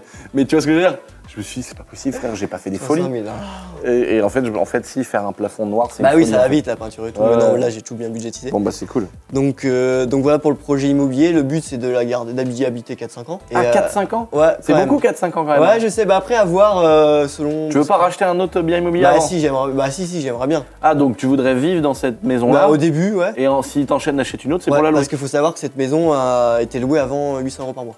Ah ouais, top. Donc ça fait un très bon. Je très pense. bonne rentrée. Ouais, mais je pense que tu vois, 800 balles par mois, 150 000 €, ça me choque pas. Hein. Bah non. C'est pas non plus. C'est pas non plus. C'est à 10 minutes de danger. C'est pas donné, mais c'est pas non plus trop cher, quoi. Voilà, c'est bien. Ça me choque pas et c'est vrai que. Mais le but, effectivement, c'est de faire du Monopoly. Après, ça doit acheter plein. Moi, Mais- j'ai trop envie maintenant que c'est trop intéressant. Bah je suis inscrit oui. là-dedans. Bah oui, C'est gros. trop intéressant. Ah oui, mec. Donc là, je continue de remettre de côté. C'est pour ça que j'ai gardé encore de l'apport pour plus tard. Enfin, L'idée, ce serait de vivre dans cette maison-là Voilà. et d'en louer d'autres ou d'un seul coup d'aller vivre non, dans une autre. dans et de une louer autre. ça. C'est ça. Ah, tu voudrais déménager à chaque fois? Ouais. Ah, le Ouais, relou, bon, frère. ouais. Tu sais, à chaque fois qu'il achète une maison, Ouais, t'imagines non, si non. je fais ça, moi je déménage tous les mois. Bah toi, de château en château. Ah non, mais gros, en vrai, Non, ouais, c'est de faire ça en vrai. Trop bien. Ouais, pas d'être locataire. Je continue. Bah, si t'es locataire de tes propres Bah, je suis investissements. le locataire. Je reste 4 Je ans suis chez moi locataire, minimum. moi. Quoi. Je suis locataire. Bah moi. oui, c'est vrai. Ah bah, je suis locataire, moi je paye un loyer. C'est moi. vrai, t'es locataire de ta boîte. Une fois, j'ai basculé des comptes chez un banquier. C'est cher votre location quand même. Vous louez? Je dis, alors je loue, mais c'est ma boîte qui me loue. Mais je loue, ben oui, mais légalement, le château, je l'ai acheté en SCI. Le château, il y a une partie professionnelle pour les vidéos YouTube. Et donc il y a des mètres carrés qui sont alloués à des entreprises. Et il y a des mètres carrés qui sont alloués à du perso. Donc en termes d'assurance, en termes d'entreprise, en termes de contrôle fiscal, etc., t'as intérêt d'être au millimètre. Donc je loue mes mètres carrés que j'utilise à titre personnel. Et j'ai fait un bail pour ma grand-mère, un bail pour ma mère. Alors c'est moi qui paye pour tout le monde, évidemment. Il y a quand même, tout est structuré, quoi. Donc moi je suis locataire. Oui, c'est vrai. Après je suis propriétaire de maison que je loue. Oui, c'est vrai. T'as plusieurs. Oui. Ah putain.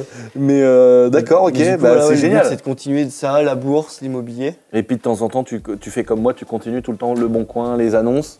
Ouais. Et quand tu trouves une perle, tu dis là, je me vois vivre là. Ah oui, Là, tu pourras peut-être te poser. Je garde de l'argent de côté, j'ai mis de l'apport, mais je garde quand même de l'argent de côté. S'il y a vraiment un autre bon coup, je sais que la banque me suivra encore. C'est quoi qui te fait kiffer, toi, comme baraque? Moi, j'aime Parce que bien. là, l'immobilier, t'as quand même un truc différent de la bourse. Ouais. Tu Ouais, gagnes choisir. plus d'argent en faisant de la bourse à long terme Oui, ça c'est clair. que l'immobilier. L'immobilier, tu peux faire des bons coups dans ta vie, acheter une maison, faire une construction neuve, tac, prendre 100 000, 200 000, voire même plus. Mais la bourse à long terme, tu gagneras tellement plus. Ah bah oui. C'est un truc de fou. Ouais, l'immobilier, c'est Mais plus l'immobilier, c'est par kiffant. contre, tu te fais kiffer, C'est quoi. kiffant parce que là, Tu tu vois, vois j'ai une belle propriété. J'ai bien lancé. Elle neuf fois comme un peu. La vidéo est pas sortie. Ah si, la vidéo est sortie dimanche dernier sur la chaîne, mais ta chambre. Ah ouais. J'aime bien le mur un peu ancien, mais avec du neuf. Voilà, ouais. Bah là, ma chambre, c'est un peu ça. Ouais, bah ouais, c'est ça. Je me rends compte qu'il n'y a pas beaucoup de gens qui sont vieux châteaux. Ouais, bah j'aime bien j'aime bien le château, mais j'y vais. Non, mais pas forcément château, mais plutôt à l'ancienne, un peu classe. Ouais, Ou plutôt villa, baie vitrée, mur blanc. villa. Ouais. Ouais, Il y a beaucoup de gens. ouais, mur blanc, plateau. On a un compte Instagram sur le chaton Oui, de le chaton. YouTube, pour ici. Et on avait comparé la belle villa de Médo avec le château, parce que c'est des trucs à peu près des prix similaires. Je disais, bah, à choisir, vous prenez un vieux château comme le mien ou une belle villa toute neuve, tu vois. Et il y a beaucoup de gens, quand même, où c'est direct la villa, quoi. Bah oui, non, mais c'est. Moi, j'ai déjà vu des gens qui se sont dit, oh là là, pourquoi t'as pas acheté une villa au lieu d'acheter un vieux château avec le parquet qui grince et l'étoile d'araignée, tu vois. Mais chacun son délire. Bah ouais, non. Tu préfères plus belle maison classe, Ouais, peut-être c'est ça. qu'un jour, en Ouais, fonction- moderne. en développant tes investissements immobiliers, un de ces quatre, tu vas peut-être ça te se trouve, péter une construction neuve. Ouais, bah ouais, mais Génial. le but, c'est de continuer à faire ça. Continuer à tout le temps mettre de côté, optimiser mes comptes, tout optimiser. En fait, ce qui est intéressant aussi, c'est de se dire comment faire. Donc là, vous l'avez vu, en même temps, on parle, mais on vous raconte plein de trucs. Bon, des comptes propres, attention, c'est pas donné à tout le monde. Hein. Il y a des gens qui ont des situations de vie, etc., où on sait que ça peut être compliqué d'avoir des comptes un peu propres, ou qui ont des fois des salaires qui sont assez bas, trop bas. L'idée, c'est déjà de commencer par là, d'avoir un revenu qui est pas trop mal. C'est ça. Essayer de s'imposer dans la vie de manière générale pour que tu puisses ensuite le faire valoir sur ton bulletin de salaire ou monter une boîte ou faire plein de trucs. Hein. Mais à un moment donné, il faut avoir les yeux en face des trous et Instagram, ça fait déconnecter tout le monde. Ça commence par là. Essayez d'avoir des revenus intéressants. Hyper important les amis, si vous voulez faire de l'immobilier, si vous voulez faire un peu de sous, vous visez du long terme, faut arrêter de dire on va faire 1 million là, on va être millionnaire en je sais pas combien de temps. Gros, moi c'est un miracle et ça a pris 10 ans quand même, tu vois. Mais c'est un miracle, frère. Faut arrêter de dire j'ai eu de la chance, j'ai beaucoup travaillé, je continue. Mais j'ai de la chance aussi, gros, que mes vidéos elles marchent. Tu vois, à la base, mon truc ça a commencé, je me baladais avec un gars de base. On a rentabilisé le truc, on a fait un truc cool, mais à la base c'était pas censé marcher. Je pense que je suis quelqu'un qui s'en serait pas mal sorti quand même. Tu vois, mais c'est ce que je vis, c'est un peu extraordinaire. Donc il y a aussi une part de chance, mais il faut avoir les yeux en face des trous. Les gens, oui, suivez mon truc, achetez ma formation à 7 000 €, devenez millionnaire, etc. Voilà. Et ce qui est malheureux, c'est qu'ils ont souvent les jeunes, quoi. Enfin, ils ont souvent les jeunes, les mecs ils font ils doivent aller avec leurs 50, ramasser des choux, frère, et toute leur thune ils mettent dans des formations. Ouais, c'est ça qui est malheureux. Dans des canaux Telegram et tout. Ils pourraient déjà très bien l'investir en ouvrant un petit compte à la banque. Et c'est dommage parce qu'il y a vraiment des gens qui vendent des belles formations. Ouais. Maintenant tu dis formation, t'es une merde. Et il y a des gens qui font des belles formations. Nous, avec le projet du cercle, c'est un super projet. On a un super projet avec le cercle où bah là, allez-y les amis, sautez sur l'affaire parce que c'est quand même un truc quand même qui se vend cher pour tous les gens. Et là, on l'a mis gratos. Alors moi, c'est une charge pour moi. Je gagne pas d'argent. Moi, ça me coûte 2005 tous les mois, 2880 € tous les mois. Attends, t'as vu le papier toi aussi? J'ai vu le papier. Et ouais, nous, c'est le coût du site internet, le coût de l'exploitation, le coût des gens qui vont faire des lives pratiquement tous les jours, qui vont faire des forums, qui vont alimenter des formations, en faire des nouvelles. Donc on a une rubrique où il y a des formations, mais tu as aussi la possibilité d'avoir des gens au téléphone, de les rencontrer, de faire des lives, de faire plein de choses. Donc le cercle, c'est un super truc. Je l'avais un peu pris mauvaise. Pas contre mes abonnés, mais où je m'étais dit j'étais un peu une merde de mal mettre en avant ce projet-là, parce que c'est un super projet, mais ça a été pris comme de la formation à la con de merde, et du coup c'est pour ça que j'ai dit bon bah ok, si c'est de la merde, et bah, je vous le mets gratuit, comme ça vous ferez vos propres avis. Et je peux vous dire que tous les gens qui sont dessus ils sont bien contents que ce soit gratuit, mais ils sont surtout, tous les gens qui sont sur le cercle aujourd'hui nous disent bah ça vaut plus cher que le prix que tu avais mis au départ, quoi. Et il y a une énorme demande qu'on a aujourd'hui d'ailleurs sur le cercle, qui est pas de la formation, mais en gros, est-ce qu'il y a moyen d'avoir par nos équipes un suivi un peu personnalisé? Et un truc que je vois qui marche beaucoup, c'est l'immobilier, quoi. Tout le monde nous demande des infos sur l'immobilier. Tous les sujets, dans la plupart des sujets dans le cercle qui sont là, c'est autour de l'immobilier. Il y a vraiment tout un écosystème qui tourne autour de ça. Est-ce qu'on peut vous avoir au téléphone? Est-ce qu'on peut se rencontrer? Est-ce que des gens de l'équipe ou Lucien peut nous aider sur ci, sur ça? Voilà notre projet, qu'est-ce que vous pouvez faire avec?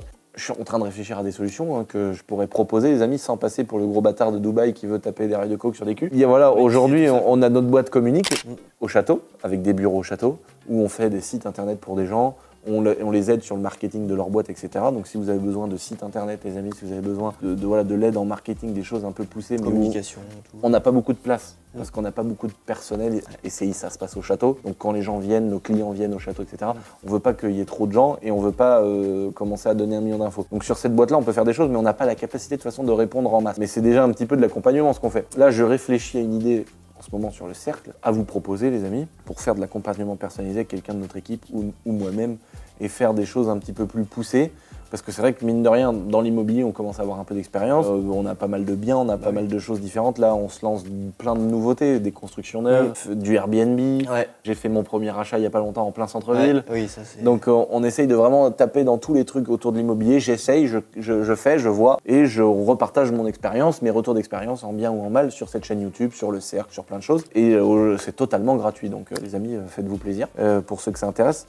Et même si c'est pas exactement ce que tu comptes faire, c'est intéressant d'avoir l'avis de quelqu'un qui a peut-être fait de la merde, parce que quand je fais de la merde, je vous le dis aussi, j'en suis venu à parler du cercle pendant 4 heures. Voilà, donc toi, ton idée, c'était de continuer à investir là-dedans. Voilà. Et ça, c'est la deuxième phase.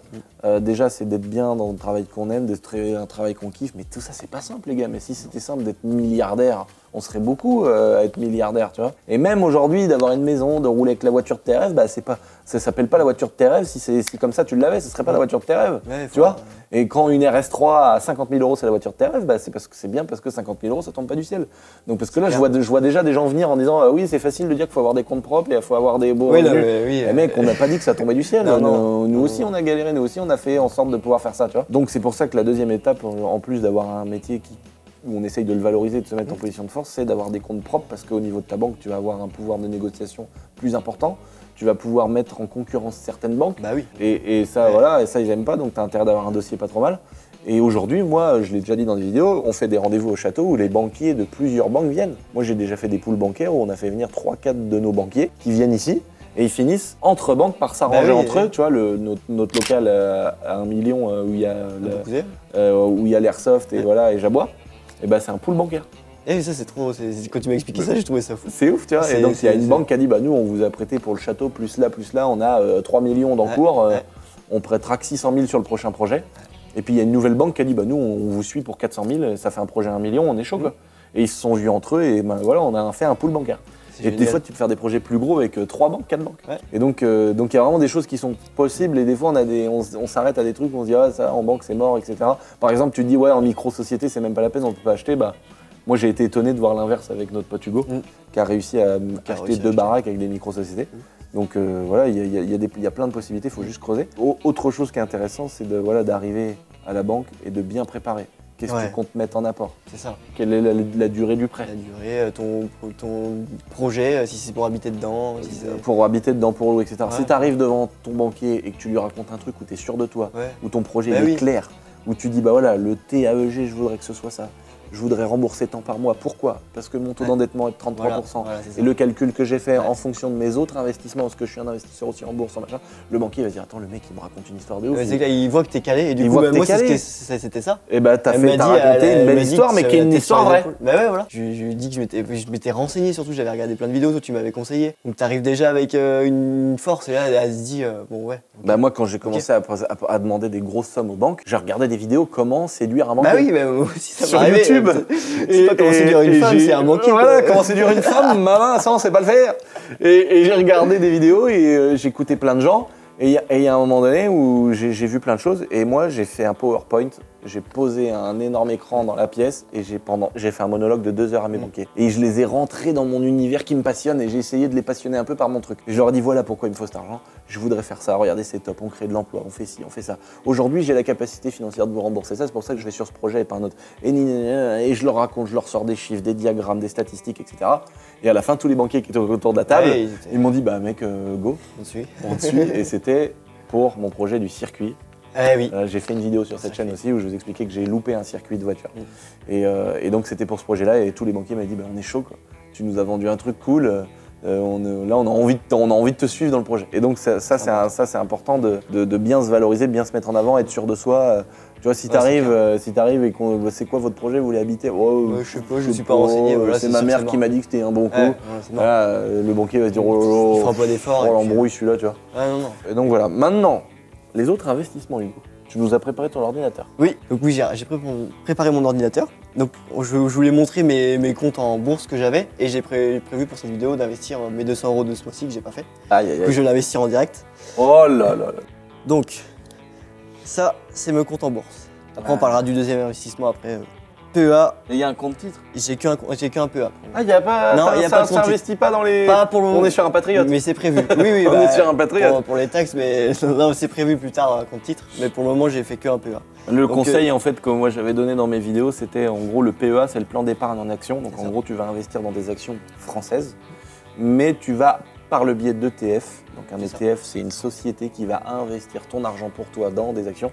Tu as des ETF français, mais qui investissent dans des actions aussi américaines. Où le marché américain est plus attractif. Donc, je trouve ça cool d'avoir un PEA. C'est limité à 150 000 € d'investissement. Après, tu peux faire de la plus-value, etc. Mais il faut le coupler avec un compte titre pour pouvoir investir sur des actions américaines qui sont plus rentables. Voilà. En répartition, je dois avoir 20% dans mon PEA et 80% dans mes comptes titres américains. Et moi, c'est ce que je vise, mais pour le PEA, du coup, j'ai 70 dans les ETF et puis 30% dans les actions françaises. Alors, donc là, putain. Bon. Attends, t'as vraiment commencé en mettant. T'as mis combien comme somme? J'ai mis 200, mais il y a 2 ans. Et après, j'ai mis au fur et à mesure avec les primes. Mais de temps en temps, t'as mis 3000 balles. C'est ça. Mais aujourd'hui, je suis arrivé à 8200. 8200 € en 2 ans. En évaluation totale. Donc j'ai une plus-value. J'ai acheté Louis Vuitton, j'ai fait une petite erreur. Je l'avais acheté trop haut. Bon, je le vendrai jamais parce que je l'ai maintenant, j'en ai acheté 2. Mais il était effectivement un peu élevé. Du coup, je l'avais acheté à 800, maintenant il en coûte 598. Donc ça fait baisser un peu ma plus-value, mais j'ai quand même fait une belle plus-value avec... T'as vu Sanofi, c'est la boîte qui vend les Doliprane aux Américains. Oui. Donc moi j'étais un peu en stress oui. hier en apprenant ça. Ouais. En gros, Sanofi, c'est un gros industrie pharmaceutique qui compte vendre aux Américains le brevet de Doliprane. Et il y a plein de gens qui se disent est-ce que ça va pas faire descendre l'action Sanofi? S'il y a descend, ça sera le moment de racheter. Voilà, c'est ça. Mais je pense que des boîtes qui sont tellement grosses comme ça, c'est pas le Doliprane qui va la faire couler. Et donc donc Sanofi. Donc j'ai un ETF Ward, donc là c'est je crois que c'est les 9 pays les plus émergents dans le monde. Donc il y a surtout une grosse partie l'Amérique, après c'est réparti dans tout le monde. Donc ça il m'a beaucoup rapporté, tu vois. J'ai fait 17%. Ah oui, en un an, je crois que c'est un an, je sais plus comment c'est calculé. Mais... Oui, mais en gros, j'ai fait une plus-value de 400 €. En gros, tu as fait une plus-value de 400 €, mais si, en fait, c'est pas en 2 ans, parce qu'en 2 ans, pendant cette période-là, tu as aussi racheté des fois des actions. C'est ça. En gros, j'ai fait 400 € sur 2700. Ouais. C'est ouf. Quoi. Le S&P 500, c'est là que j'ai le plus d'argent, où j'en ai 63 actions. 63 actions à 35 Donc ça, c'est du safe, le S&P. Donc là, on a le prix de revenu unitaire, donc c'est quand même une action que tu as acheté 35. Ouais, je l'avais acheté 35, maintenant qui vaut 44. 44, ouais. 44. Et le Ward, je l'avais acheté 460, maintenant il en vaut 540. Ah, c'est ouf. Hein. Donc c'est vraiment ouf. Moi j'ai une ligne, gros, c'est n'importe quoi, j'ai 90% d'augmentation. Non. C'est Broadcom. Ah oui, Broadcom, ouais, c'est vrai, tu m'en avais parlé. C'est un truc de malade, c'est un truc de fou. Abusé. J'ai une plus-value, juste sur cette ligne-là, j'ai pratiquement 100 000 € de plus-value. Sur une ligne. C'est un truc de fou. C'est incroyable. Et je continue à en racheter alors que c'est beaucoup plus cher que quand je l'ai eu au départ. Tu vois. Mais il y a 20 ans, il y en a un qui a fait une meilleure affaire que moi, et dans 2 ans, celui qui achètera, j'aurais été le mec qui a fait la bonne affaire. Bah oui, c'est clair. Bon, là, c'est là où j'ai un peu acheté haut. Je l'avais acheté 800, Louis Vuitton maintenant, ça en vaut 600. Oh. Mais bon, l'autre jour, elle avait augmenté parce qu'il y a eu une histoire, ils ont racheté un club de foot. Donc, bon, il n'y a pas d'inquiétude, c'est du long terme. Aucun stress à avoir acheté du LVMH, moi, ça me fait pas peur. Ton action, elle a perdu 150 €. Voilà. Tu vois, tu l'as acheté 840 et vaut 597. Si tu vendais tes parts, tu matérialiserais ta perte, qui est à peu près de moins 30%. Voilà, tu matérialiserais ta perte de 30%. Mais si tu attends, tu peux matérialiser une perte plus forte. Mais Louis Vuitton, mec, c'est tellement énorme. Des mecs comme Bernard Arnault, on peut leur faire confiance. Oui, c'est clair. Je pense que tu prends 0 risque. Et ce qu'il faut se mettre dans la tête, c'est que quand bien même Louis Vuitton coulerait, tu perdrais 100% de ton investissement. Toutes tes autres lignes oui, elles auront joué, qui sont autour, elles t'auront fait plus gagner que ta perte de 840 € fois 2. Oui. C'est clair. Aujourd'hui, ta valorisation d'investissement est à 1 200 €. Tu as dû investir un peu plus, 8 et 8, 16. Tu as dû investir 1 600. Voilà. Sur tes 1 600 € d'investissement, tu perds 0, mais tu vas gagner bien plus que 1 600 € sur tous les autres titres de tes actions. C'est pour ça que tu peux te permettre des fois de dire ok, j'ai une certaine baisse, mais je dois pas me mettre en mode survie et vendre et récupérer le peu qui reste. Je peux me permettre de tout perdre, mais je suis persuadé que non. Et surtout que j'ai des dividendes. Tu as des dividendes. En plus, c'est des actions à dividendes qui te versent de l'argent tous les trimestres. Mais moi, dans cette situation, je rachète du LVMH. Oui, c'est vrai. Pour me dire, maintenant que c'est bas, j'ai l'opportunité. Je le vois pas comme elle vaut plus que 500 balles. Je me dis, j'ai l'opportunité de l'acheter 500 balles au lieu de 800. Maintenant, ouais, c'est clair. Du coup, après, j'ai eu Sanofi. Ça, pareil, c'est du classique. Total Energy aussi, du classique. C'est des entreprises qui couleront jamais, donc c'est du safe. Et j'ai Vinci, ça c'est pour le kiff. Je me suis dit, je prends l'autoroute parfois. Je dis, autant investir dans une entreprise que. Alors, il faut faire attention quand même. Il y a des boîtes qui sont privées, mais gérées par l'État. Ça, moi, je ferai jamais ça. D'accord. Mais après. On n'est pas sur des grosses sommes. Non. Moi, il y a des boîtes privées gérées par l'État, c'est mort. Déjà, des boîtes détenues par l'État, c'est mort. Et tout ce qui tourne autour de c'est un truc diplomatique, etc., je ne fais pas. Moi, je n'investis que sur des sociétés privées. Il est hors de question, frère, l'État me défonce assez. C'est mort. Puis même, tu vois bien que les prises de décision, je suis pas quelqu'un qui donne des avis politiques dans mes vidéos. Tu vois bien qu'il y a des décisions où tu te dis, soit ces gens-là, c'est prévu. Et il y a un ordre mondial, frère, où ils ont dit la France, faut qu'elle parte dans le déclin. Soit c'est des cons. Il y a un moment donné, gros, quand tu vois ce qu'ils font, tu te dis c'est pas possible, les mecs ils se foutent de notre gueule. Et je me dis quand même ils peuvent pas être cons à ce point-là. Mais en fait après je me dis ils sont vraiment tellement matrixés dans leur monde où tu vois ils vivent que dans des trucs où ils font ça, il y a Grainerie, il arrive, mec il leur amène à bouffer. Mais non mais c'est un truc de ouf. Ils claquent des doigts et machin et ils vivent et c'est que des chauffeurs privés, ils savent pas ce que c'est de rouler dans une voiture, d'avoir des horaires à respecter. Tu vois ils ont 1000 personnes à leur service, 15 000 € par mois avec 0 charge. Donc je pense que des gens qui prennent des décisions dans des métiers qu'ils connaissent pas, dans des environnements qu'ils connaissent pas, avec des finances qu'ils ne connaissent pas, c'est pour ça qu'ils nous font des trucs un peu déconnectés. Donc j'ai pas envie que ces gens-là soient aux mains d'entreprises dans lesquelles j'investis. Parce que je me dis, mec, demain l'autre Ivry, je sais pas, demain Emmanuel Macron, je sais pas, je dis pas du bien ou du mal de lui, mais je me dis que c'est pas impossible qu'à demain Emmanuel Macron, il ait envie d'avoir, je sais pas, il a envie de s'acheter un yacht et qu'il te fasse une loi exprès pour les yachts parce que lui il est concerné en ayant un yacht. Mais ça va peut-être baiser la gueule ou arranger tous les gens qui ont des yachts.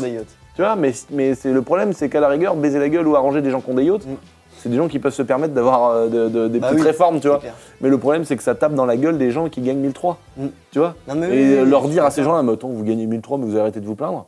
Vous allez payer un petit peu ce qui se passe dans les autres pays, les guerres et tout. Mais non, mais frère, mais taisez-vous, quoi. C'est des malades. Et ces gens-là, je peux pas me permettre d'investir dans une société que ces gens-là gèrent. Tu vois. Les mecs, ils ont d'un seul coup, ils se disent, oh non, les éoliennes, c'est de la merde, on coupe toutes les éoliennes. Les mecs, les investissements, les mecs qui ont travaillé, les mecs qui ont investi, les mecs qui ont pris des parts dans ces boîtes-là, les mecs qui ont financé ces trucs-là. Mais tu vois. Et donc, alors, achat. Là, comme j'ai dit, je procède à un achat. J'avais prévu de racheter du S&P ce mois-ci, donc je rachète, j'en rachète 3. Content. Voilà, j'en rachète 3. Puisque tu vas pouvoir au marché. Là, ouais, effectivement, j'ai un peu de frais, du coup. 66 centimes. Mais t'as acheté 132 €. Voilà. Des fois, ça veut pas marcher sur le PEA. Là, j'ai acheté 3 actions. Ordre transmis après. Là, j'actualise. Voilà. Ouais, ordre transmis, après ça va passer, mais. Ok, putain, l'autre il a. Et voilà, il est passé. Non, mais l'autre, il est en train de nous péter des achats d'actions en direct, gros. Voilà, moi, attends, j'en ai 66. Moi, je kiffe ça, moi. Ouais, c'est trop bien. Et donc, magnifique. Donc, 8K, ok. Ouais, 8K en bourse, et j'ai un autre. J'ai investi aussi par le biais de l'entreprise, un service que tu proposes. Oui, en gros, quand tu as une entreprise, tu peux donner des primes à des gens. Ça s'appelle il y a le PEE, le PER, etc.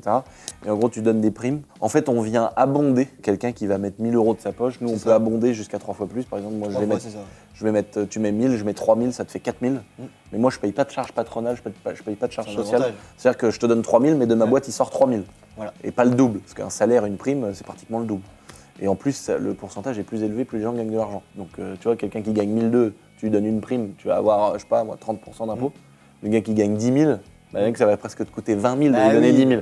Donc c'est un truc de pute, tout est fait pour que les patrons payent mal leurs salariés. Tu vois. En même temps, je peux comprendre des mecs qui ont des boîtes, ils se disent, mec, à la fin de l'année, si je te paye tant, je coule ma boîte. Ouais, comme les restaurateurs, ils peuvent pas forcément. Bah oui, gros, c'est pas facile pour tout le monde, mais c'est horrible. Et là, donc du coup, ça fait 3 ans que tu proposes ça, je crois, et ça fait 3 ans que je mets tous les ans, on a le droit. Donc je réactualise ma session. Ah le bâtard, il y a 8K. Il y a 8K aussi. Ah non. Et il y a une belle plus-value. Donc là, en gros, voilà, c'est des organismes, on mettra pas le nom, on dira pas le nom. J'ai investi dans des trucs un peu risqués. Parce que c'est de l'argent que. En gros, ça te propose, c'est un peu comme. C'est de la bourse, mais c'est géré par une boîte. En gros, c'est un ETF. Bah oui, c'est ça. C'est comme un ETF, sauf que c'est carrément un site indépendant. C'est des sociétés qui font ça, qui prennent une marge et ils vivent comme ça. Et tu leur fournis de l'argent, mais ils sont agréés par l'État pour que les entreprises puissent inviter les salariés à aller investir dedans. Et donc en gros, la personne elle va choisir de mettre 1000 €, 2000 € et nous on peut abonder comme je disais jusqu'à 3 fois. C'est comme ça qu'à la fin tu peux te retrouver à dire tiens j'ai mis 1000, le patron taxe ça fait une prime, ça te fait 4000. Mais si tu y touches pas pendant 5 ans, c'est comme les conditions d'un PEA, c'est les actions françaises, tu as quand même 8116 € d'argent bloqué. Les 1000 € de... Et là tu as déjà 1000 € de bénéfices. Ouais, c'est génial. Et c'est bien parce que ça c'est pareil, je compte pas y toucher. C'est des comptes comme la bourse qui vont tout le temps. Et là, tu as 13% de rendement. C'est du long terme. Bah oui, 13% de rendement, c'est pas mal. Hein. C'est trop bien. Faut arrêter de croire, les 70%, les 50%, les 20%. C'est dans les films, ça, les amis. Là, 13%, c'est très bien. 13%. Et en moyenne, c'est 7, 8, un truc un peu safe où tu sais vraiment que tu prends pas de risque avec ta thune. Donc ça, c'est top. Donc c'est cool. Donc là, en 3 ans... En tout, en 3 ans, j'ai 17 000 € d'investir en bourse, on va dire. C'est stylé. Ouais. Hein. Sachant que cet argent-là va se démultiplier au fil des années. Le but, c'est de continuer à abonder tous les mois. Voilà, et en bourse, après, ceux qui connaissent un peu, quand tu as investi dans des actions à dividendes, les dividendes, tu les réinvestis et c'est ça qui fait qu'à la fin, ça évolue. Bah oui. Voilà. Alors, il y a des gens qui vont dire what the fuck et il y a des gens qui diront ah, c'est tout, moi, avec ma solution. Et à côté de ça, oui, je garde. T'as pas ton compte bancaire à zéro. Non, j'ai de l'épargne de côté. Non, j'ai toujours une solution. Enfin, j'ai de quoi survivre. Enfin, vivre. Si jamais j'ai un coup de cœur en immobilier. De quoi survivre, il a dit. Non, c'est vivre. Non. Allez, regarde.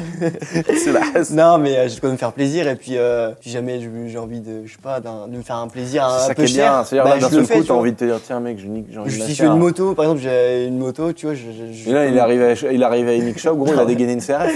Non, une SXF. Ah, une SXF, c'est ton frère qui a une CRF. Donc voilà, tu t'es fait un petit plaisir. Il faut aussi se faire des kiffs à côté. Trop bien. J'ai aussi une voiture à côté.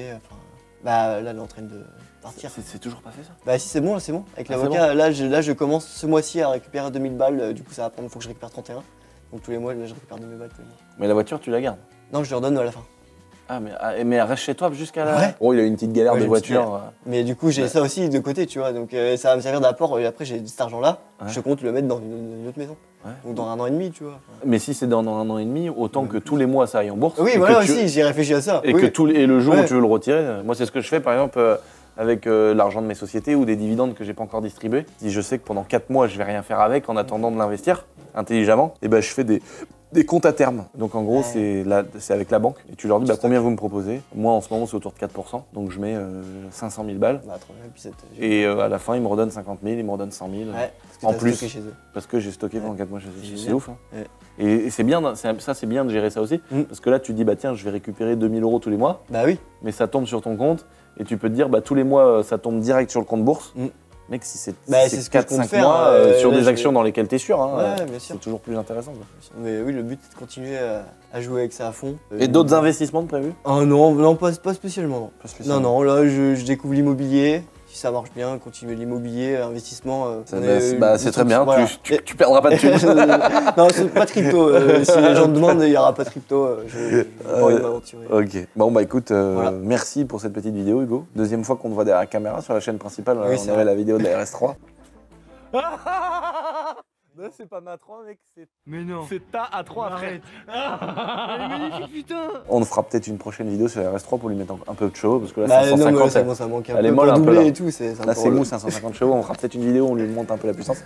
En tout cas, j'étais bien content de faire cette petite vidéo, mon petit Hugo. Moi de même. Bravo, parce que c'est quand même pas mal, parce que tu fais quand même plein de choses dans ta vie. Mais en plus de ça, t'as 17 000 balles qui continuent à se développer, à faire de l'argent.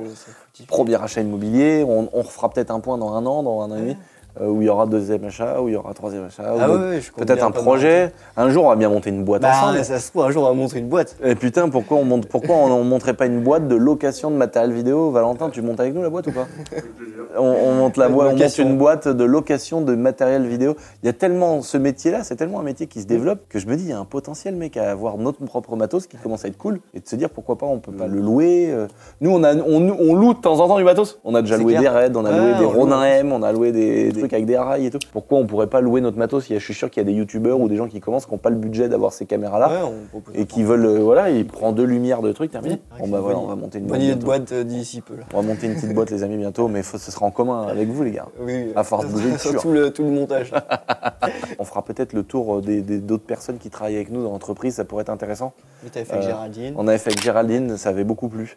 Il y a d'autres profils qui sont hyper intéressants. Après, j'ai pas envie de gaver. Je sais qu'Hugo, ça le dérangeait pas, au contraire. Il y a des gens qui veulent peut-être être plus discrets, etc. Mais tous les gens de mon entreprise qui regardent cette vidéo, n'hésitez pas à venir me voir si vous voulez qu'on fasse une petite vidéo. Il y a des profils hyper. Vous faites bien avec Jean-Marie. Jean-Marie, mec, qui raconte depuis le début. Vrai carriériste. Ah oui. Mec, il a été chauffeur poids lourd pendant 30 ans. Tu vois, lui, c'est vraiment le genre de mec où il veut sa stabilité, où lui, il va dire, moi, je veux pas de patron, moi, je suis resté dans ma boîte, il a été fidèle à son patron pendant 30 ans. Putain, mon gars, des mecs comme ça, t'es content, quoi. Donc, Jean-Marie, ça peut être hyper intéressant, effectivement. On a plein de profils différents, c'est ça qui est ouf dans notre boîte. C'est qu'on a des jeunes, on a des moins jeunes, on a des plus vieux. On a des filles, des jeunes filles, des filles qui ont 50 ans, d'autres 20. Tu vois, c'est trop bien. Il y a plein de choses à raconter en tout cas sur notre chaîne YouTube. Donc n'oubliez pas encore une fois de vous abonner, les amis. Je reviendrai bientôt avec des nouveautés sur le cercle. Et puis on se retrouve dimanche pour une vidéo sur la chaîne principale. Dimanche, je vais aller au montage. Allez. Salut les amis. Salut les gars.